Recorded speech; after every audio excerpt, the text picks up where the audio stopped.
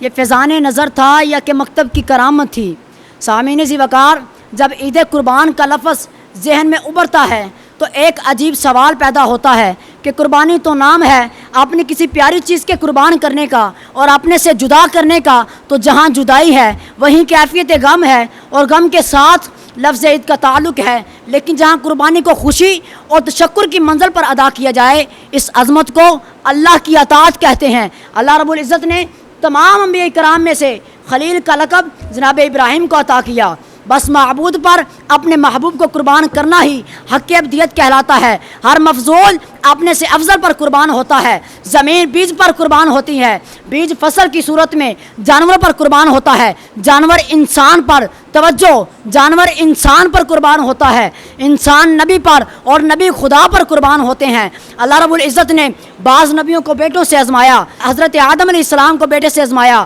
حضرت نوح علیہ السلام کو بیٹے سے آزمایا، حضرت ابراہیم علیہ السلام کو بیٹے سے آزمایا، جناب یعقوب علیہ السلام کو بیٹے سے آزمایا۔ سامعین ذی وقار، اللہ کو یہ آزمائش باوجہ عدم یقینی نہیں بلکہ باوجہ بلندی درجات تھی۔ اللہ رب العزت نے حضرت ابراہیم علیہ السلام کو سورۃ بقرہ آیت نمبر 124 میں ارشاد فرمایا کہ یاد کرو جب ہم نے آپ کو کلمات میں آزمایا تو کامیاب پایا اور ہم نے امامت عطا کی، اور ابراہیم علیہ السلام نے ذریت میں بھی یہ امانت منتقل کرنے کی دعا کی، اور اللہ رب العزت نے ابراہیم علیہ السلام اور اسماعیل علیہ السلام کو معمار کعبہ بھی قرار دیا، اور اللہ رب العزت نے سورۃ بقرہ آیت نمبر 127 میں ارشاد فرمایا کہ یاد کرو جب ابراہیم علیہ السلام اور اسماعیل علیہ السلام دیواروں کو بلند کرتے جا رہے تھے اور ساتھ میں یہ دعا کرتے جا رہے تھے کہ اے اللہ ہماری اس سعی کو قبول فرما۔ اللہ رب العزت نے ابراہیم علیہ السلام اور اسماعیل علیہ السلام کو شامل درود بھی قرار دیا۔ اور آج جب ہم اپنے آقا نامدار امام الانبیاء اور ان کی آل مقدس پر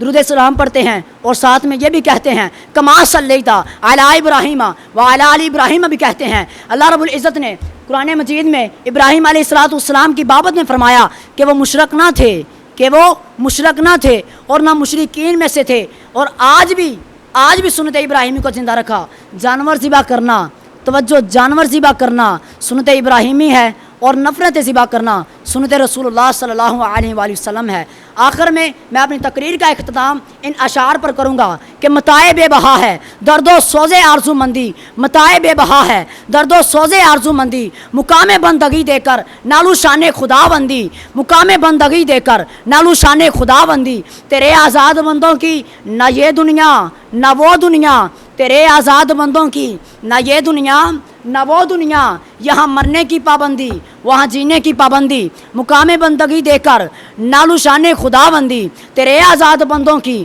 نہ یہ دنیا نہ وہ دنیا، یہاں مرنے کی پابندی وہاں جینے کی پابندی۔ یہ فیضان نظر تھا یا کہ مکتب کی کرامت تھی، یہ فیضان نظر تھا یا کہ مکتب کی کرامت تھی، سکھائے کس نے اسماعیل کو آداب فرزندی، سکھائے کس نے اسماعیل کو آداب فرزندی۔